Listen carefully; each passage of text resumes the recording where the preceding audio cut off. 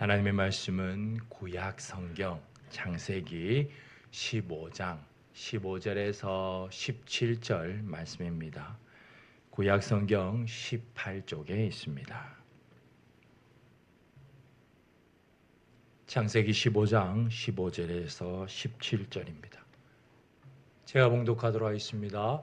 너는 장수하다가 평안히 조상에게로 돌아가 장사될 것이요 내 자손은 4대 만에 이 땅으로 돌아오리니 이는 아모리 족속의 죄악이 아직 가득 차지 아니함이니라 하시더니 해가 져서 어두울 때에 연기 나는 화로가 보이며 타는 횃불이 쪼갠 고기 사이로 지나더라. 아멘. 주를 향한 나의 사랑. 주님의 말씀이 선포될 때에 땅과 하늘이 진동하는 은혜를 경험하기를 소망하며 찬양합니다. 주를 향한 나의 사랑이 주께 고백하게 하소서. 아름다운 주의 그늘 아래 살며 주를 보게 하소서.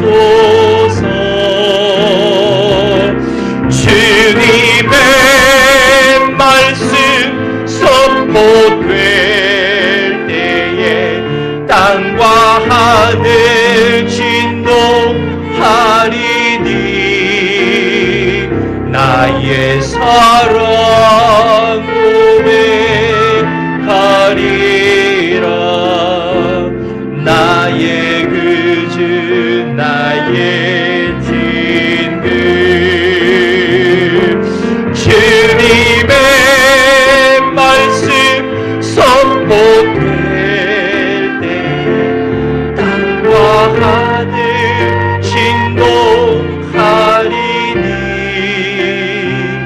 나의 사랑 고백하리라. 나의 그주 나의 진금.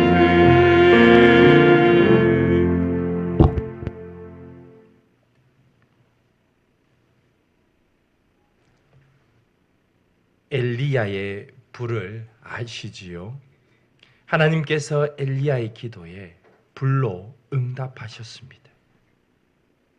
만일 우리가 엘리야처럼, 엘리야도 사람입니다. 야고보서 5장 17절에 기록하고 있지요. 엘리야도 사람입니다. 우리도 엘리야처럼 하나님께 다 기도하는데 우리에게 불이 팍 떨어진다면 어떻게 될까요?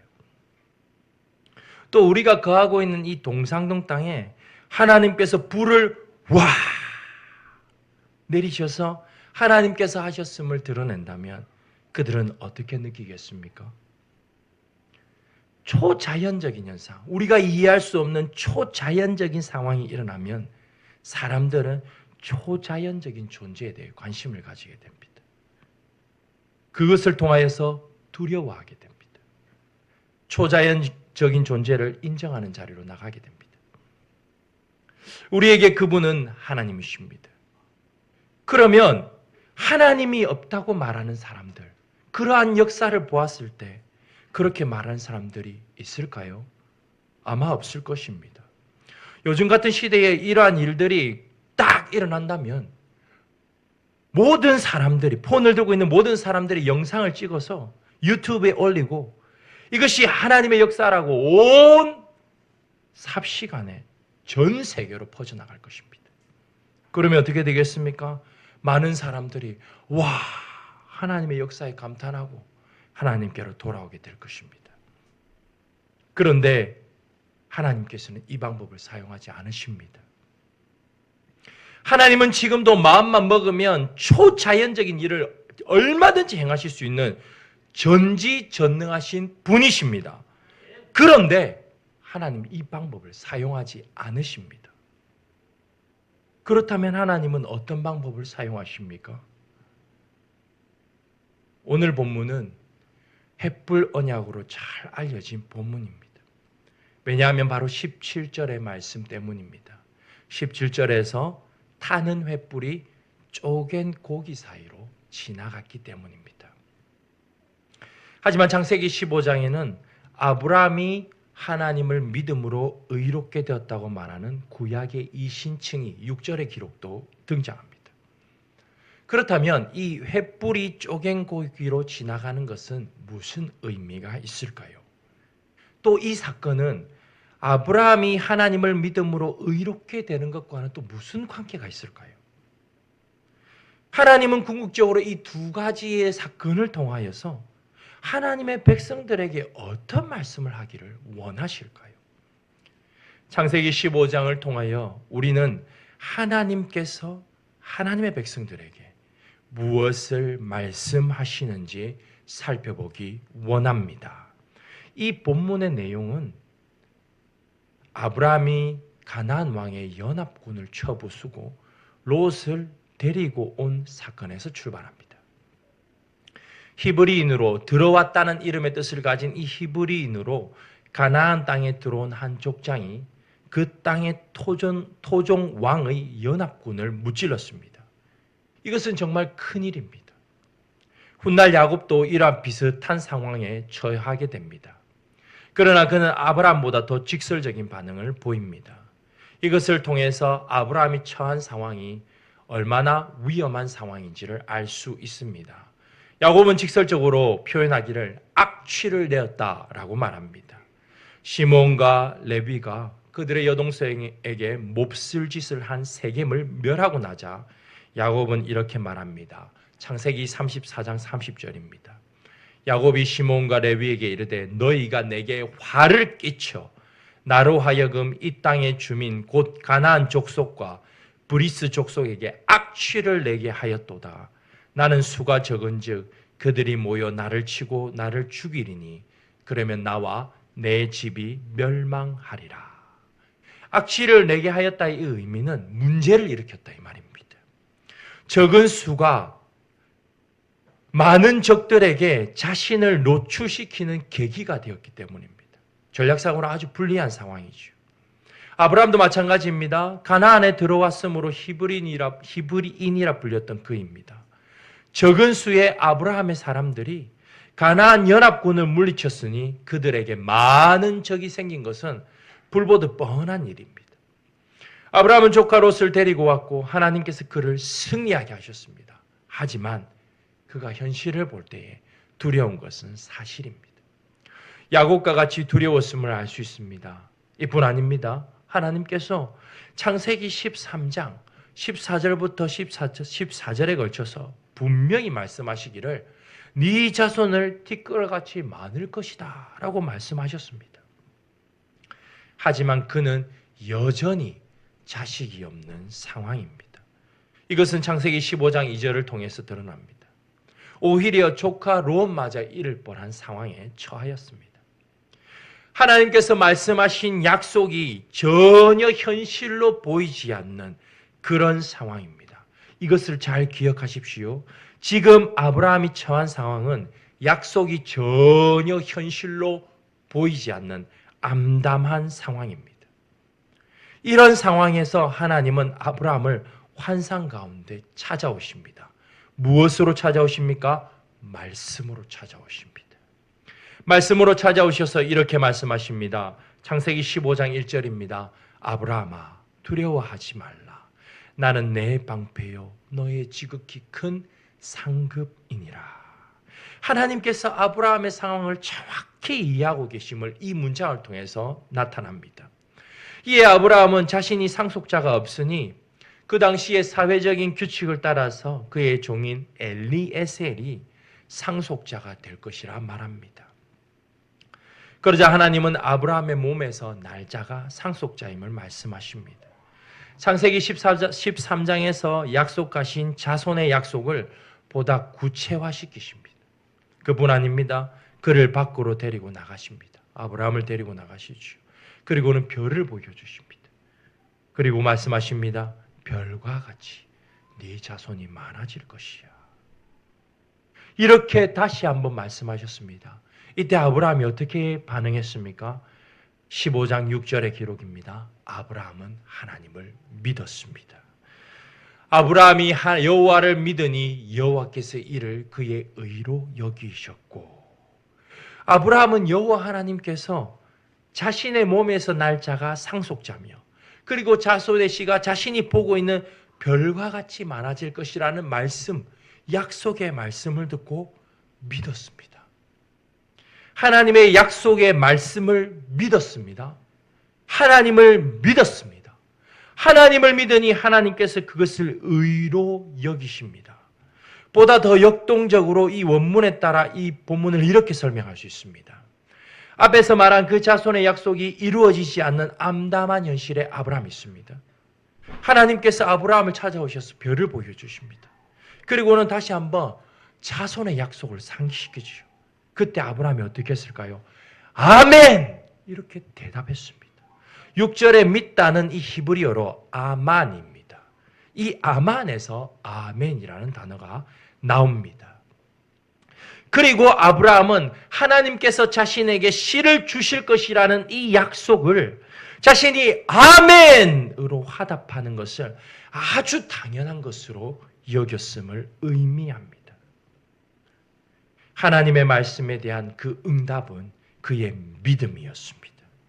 이것이 하나님께서 그를 의로 여기셨다는 의미입니다. 보십시오. 달라진 것은 아무것도 없습니다. 상황도 환경도 당장 자손이 태어나지도 않았습니다. 단지 아브라함이 하나님의 약속을 대하는 태도가 달라졌습니다. 아브라함은 하나님의 약속을 믿었습니다. 믿음은 하나님의 약속을 믿는 것입니다. 구약의 백성들은 바로 이 하나님의 약속의 말씀을 믿었습니다. 이것이 바로 아브라함의 믿음입니다. 바울 사도가 그렇게 기록하고 있기 때문입니다. 갈라디아서 3장 9절입니다. 그러므로 믿음으로 말미암은 자는 믿음이 있는 아브라함과 함께 복을 받느니라. 아브라함이 믿은 것은 하나님의 약속의 말씀입니다. 다른 어떤 것이 아닙니다. 따라서 믿음은 하나님의 약속의 말씀을 믿는 것입니다. 이것이 매우 중요합니다. 이 말은 우리가 상상할 수 없는 초자연적인 현상이 우리 앞에 펼쳐져 있다 하더라도 그것이 우리에게 믿음을 주고 그것이 우리의 믿음을 보증하는 것이 아님을 뜻합니다. 하나님께서 아브라함에게 보여주신 것은 단지 하나님의 약속뿐입니다. 그 일을 상기시키셨습니다. 하나님의 말씀이 우리의 믿음을 보증합니다. 그러자 하나님은 자신이 누구신지 확실하게 말씀하십니다. 하나님은 창세기 12장에서 아브라함을 부르신 바로 그 하나님이십니다.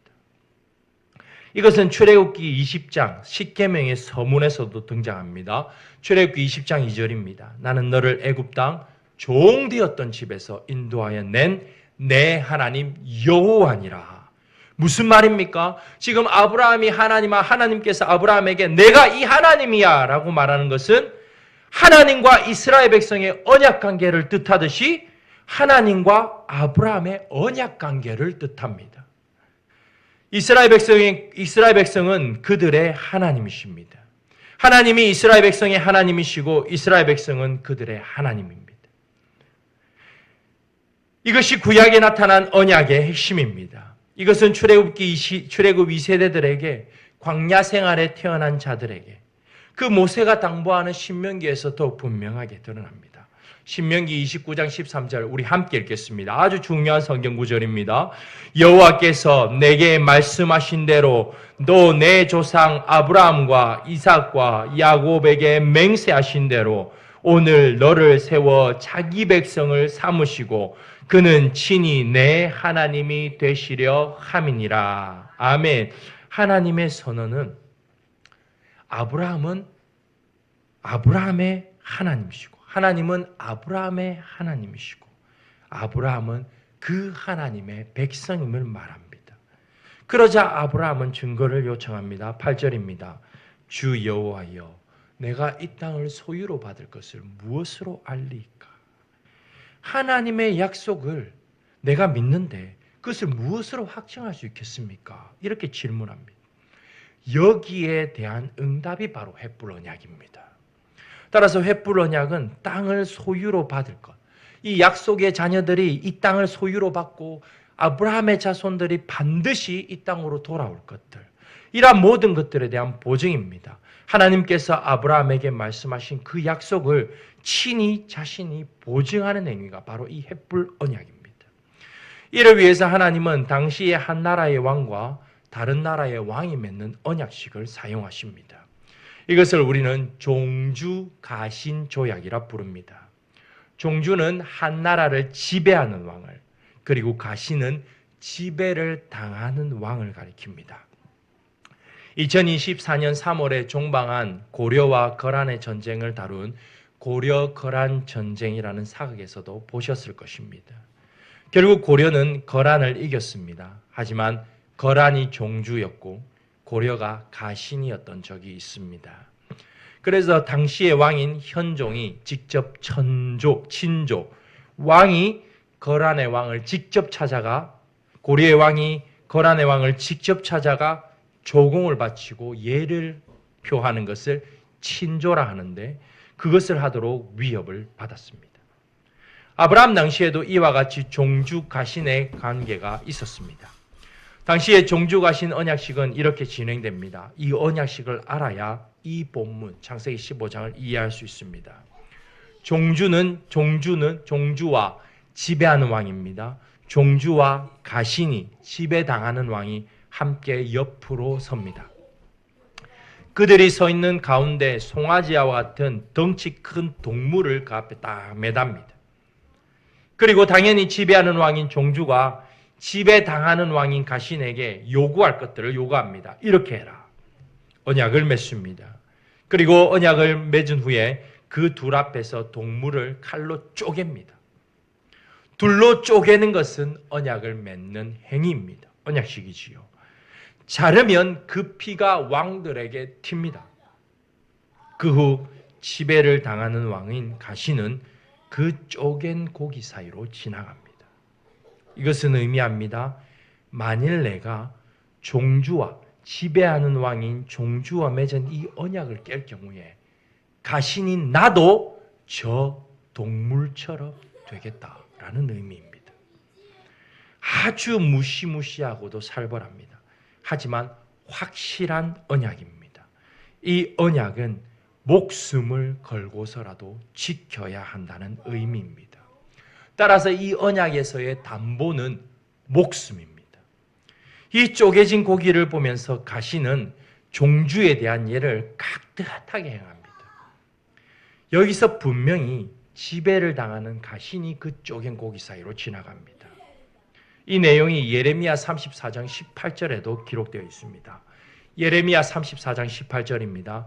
송아지를 둘로 쪼개고 그 두 조각 사이로 지나매 내 앞에 언약을 맺었으나 그 말을 실행하지 아니하여 내 계약을 어긴 그들을. 이스라엘 백성들이 하나님과 언약을 맺었으나 그들이 지키지 않았음을 기록합니다. 하나님은 언약식을 상기시키면서 말씀하십니다. 결국 그들이 어떻게 되었습니까? 바벨론으로 끌려가게 됩니다. 예레미야 34장 21절입니다. 바벨론 왕의 군대의 손에 넘기리라. 창세기 15장에서 이 언약식이 그대로 드러납니다. 아브라함이 8절에서 이 땅을 소유로 받을 것에 대한 증표를 요구하였습니다. 그러자 하나님은 동물을 요구하십니다. 아브라함은 하나님의 요구에 따라 3년 된 암소와 암염소와 순양을 가져와 쪼갭니다. 여기서 3년이라는 의미는 최상품을 뜻하는 단어입니다. 좋은 것을 쪼갭니다. 그러나 새들은 쪼개지 않습니다. 그것은 쪼갤 만한 크기가 아니기 때문입니다. 그리고 아브라함은 하나님을 기다립니다. 하나님은 아브라함을 찾아오셔서 아브라함에게 이 땅을 아브라함의 자손이 차지할 것을 말씀하십니다. 그 내용은 13절부터 16절에 기록되어 있습니다. 네 자손은 이방에서 객이 될 것이고 그들을 400년 동안 섬기겠지만 내가 네 자손을 건져내어서 4대 만에 돌아오게 할 거야. 아브라함의 질문에 4대 만에 돌아온다고 말씀하셨습니다. 이제 약속이 선언되었습니다. 그 언약식을 행할 차례입니다. 이 쪼갠 고기 사이로 누가 지나가야 합니까? 가신입니다. 약속을 목숨 걸고 지킬 가신이 지나가야 합니다. 하나님과 아브라함 중에서 누가 종주고 누가 가신이겠습니까? 당연히 아브라함이 가신입니다. 그렇다면 아브라함이 이 고기 사이를 지나가야 정상입니다. 그런데 창세기 15장에서 누가 지나가십니까? 이것이 굉장히 중요합니다. 여기에 정확한 하나님의 의도가 담겨 있기 때문입니다. 17절에서 기록합니다. 우리 함께 읽겠습니다. 해가 져서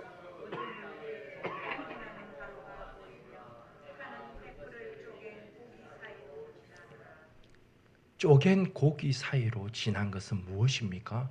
타는 횃불입니다. 그러면 이 타는 횃불은 누구를 가리킵니까? 하나님이시죠. 놀랍지 않습니까? 아브라함이 지나가면서 이 약속을 믿겠습니다 라고 말해도 뭐 할 상황에서 하나님께서 타는 횃불로 지나가시는 거예요. 이것은 무엇을 의미하겠습니까? 아브라함아, 내가 너에게 한 약속 무엇을 걸고 지키겠다? 목숨을 걸고 반드시 지키겠다, 이 말입니다. 굉장하지 않습니까?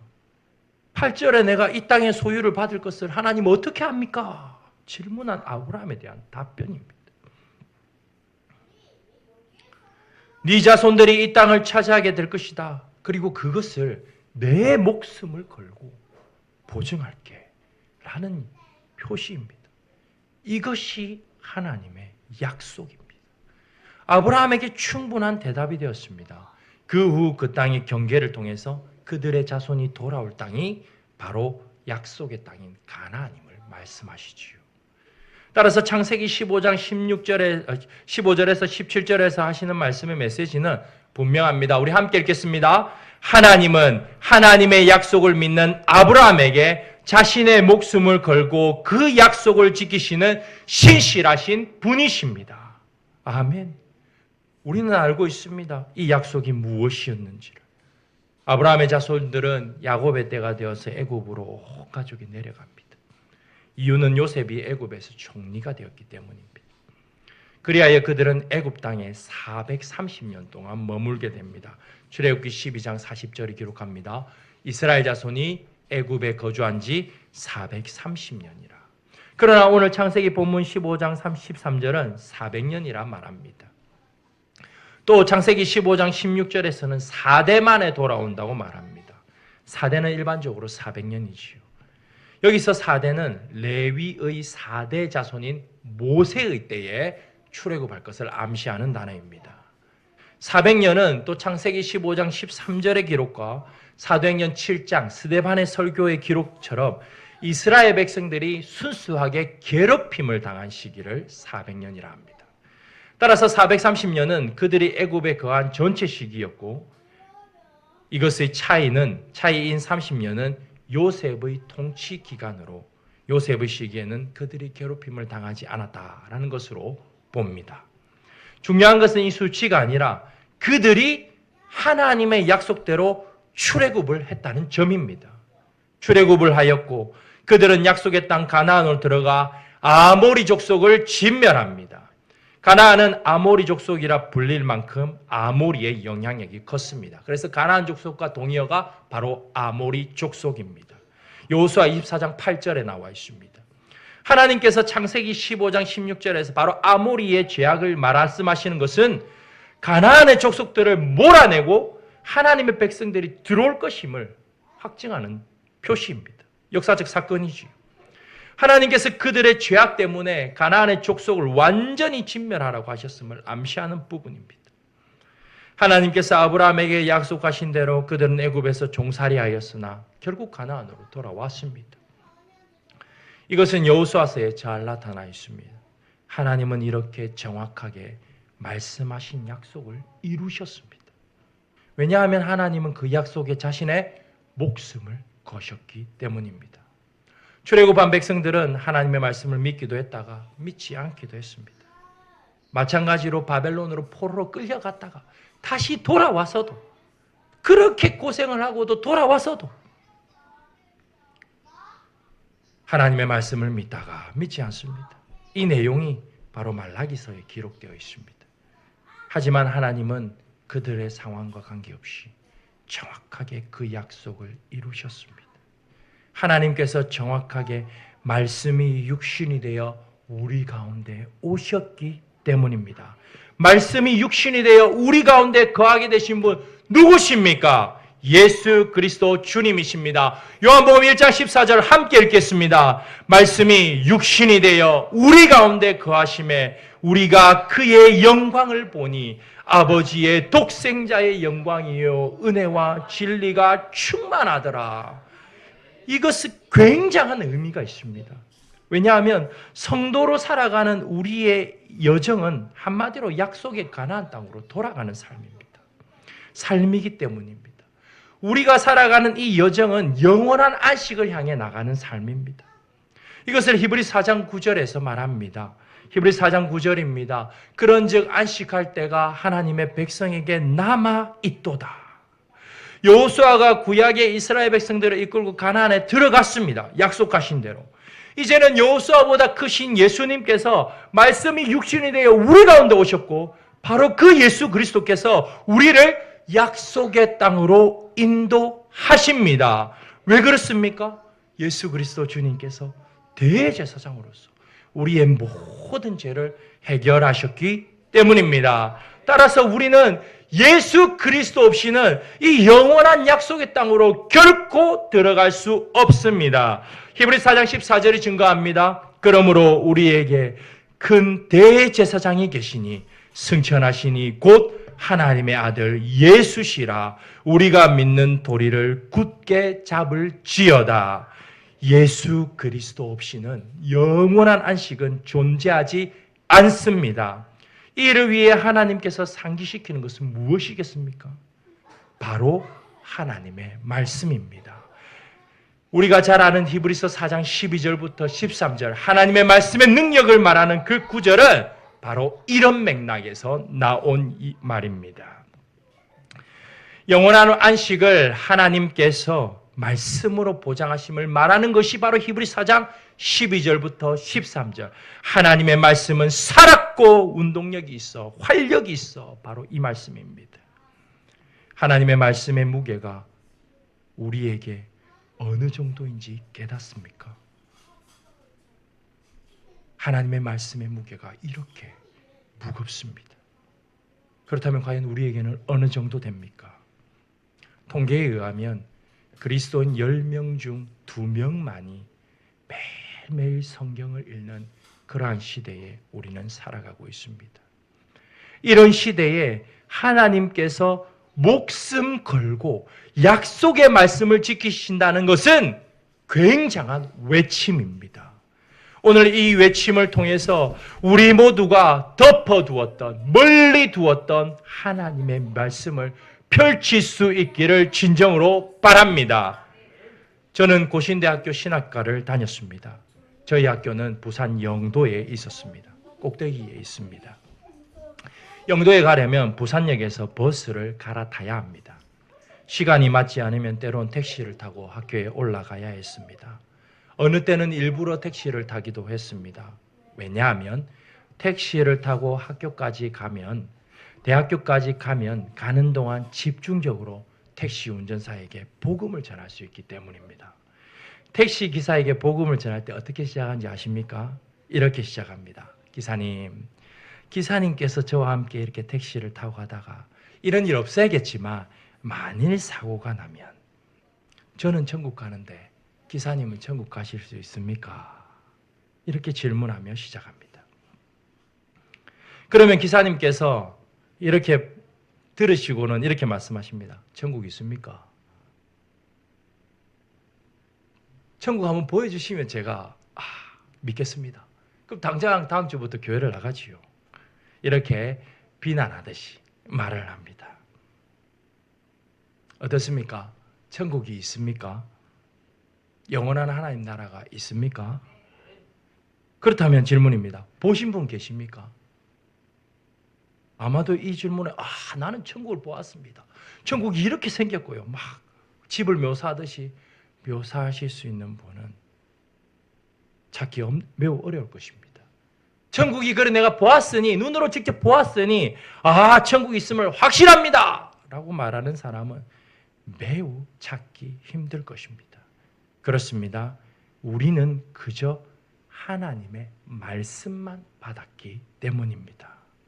하나님은 예수 그리스도로 말미암아 하나님의 백성이 된 우리에게도 오직 말씀을 주셨습니다.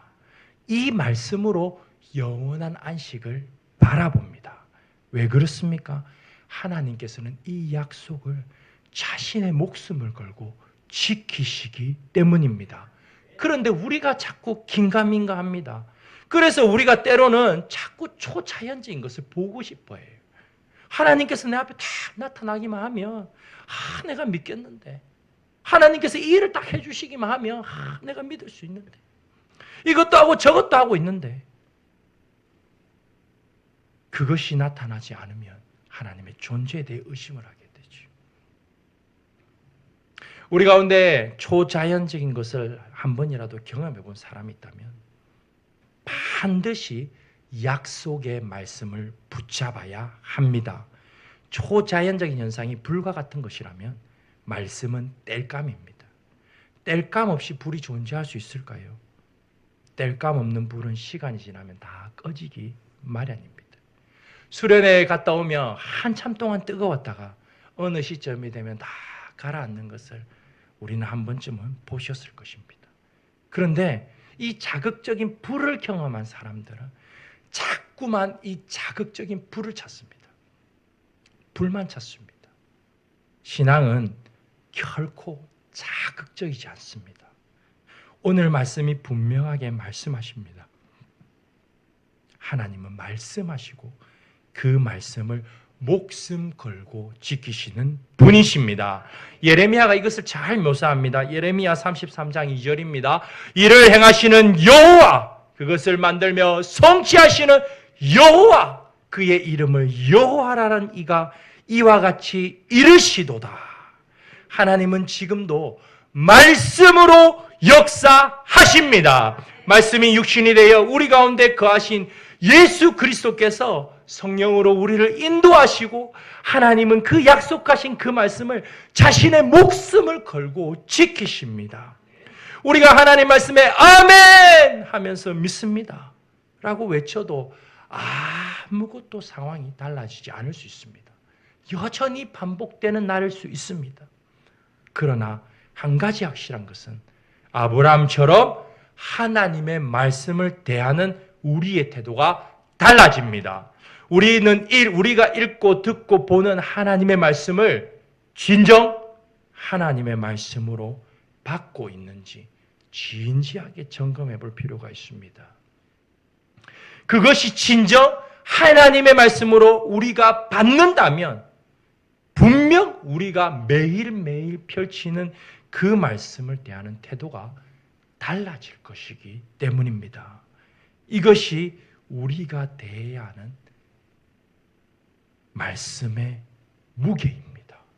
우리가 그 말씀을 펼칠 때마다 우리는 존귀하신 하나님을, 목숨 걸고 이 약속을 지키시는 하나님을 뵙게 될 것입니다. 왜냐하면 하나님의 말씀은 하나님의 감동, 즉 호흡으로 쓰여졌기 때문입니다. 하나님은 말씀으로 역사하시고 그 말씀을 목숨을 걸어서 지키시는 신실하신 분이십니다. 아멘. 따라서 우리의 앞날이 보이지 않아도 하나님의 말씀을 붙잡고 살아가야 합니다. 왜냐하면 그 말씀에 하나님께서 자신의 목숨을 걸고 우리를 인도하시기 때문입니다. 이보다 더 확실한 보증이 어디 있겠습니까? 우리에게는 이 세상이 끝이 아닙니다. 세상 사람들은 이 세상이 끝인 줄 알고 끝없이 이 세상을 잘 살기 위해 어떻게 하면 내가 이 세상을, 한평생 사는 세상을 잘 살고 남보다 좋게 살고 윤택하게 살까에 고민을 엄청 많이 합니다. 그것을 위해서 연구하고 노력합니다. 그러나 우리에게는 영원한 안식이 남아 있습니다. 그 안식을 위해 하나님께서 목숨 걸고 보증하시는 것은 하나님의 말씀입니다. 따라서 이 세상에서 우리가 해야 할 일은 목숨 걸고 보증하시는 이 하나님의 약속의 말씀에 아멘, 아멘, 아멘 하면서 주변이 캄캄하여 아무것도 보이지 않아도 오직 하나님의 말씀을 붙잡고 살아가는 일입니다. 세속에 물들지 않고 하나님의 말씀에 비추어서 이 세상을 바라보고 하나님의 말씀을 붙잡아야 합니다. 내 주변의 사람이, 내가 처한 환경이, 상황이 기준이 아니라 하나님께서 약속하신 말씀이, 목숨을 걸고 지키는 이 약속하신 말씀이 내 삶을 이끌어가도록 우리는 날마다 성령 하나님을 구해야 합니다. 하나님께서 목숨 걸고 지키시는 약속의 말씀을 붙잡고 눈에 보이지 않아도 영원한 안식을 향하여 믿음으로 잘 가는 우리 모두가 되기를 소망하며 이 말씀을 전해 드립니다. 아멘.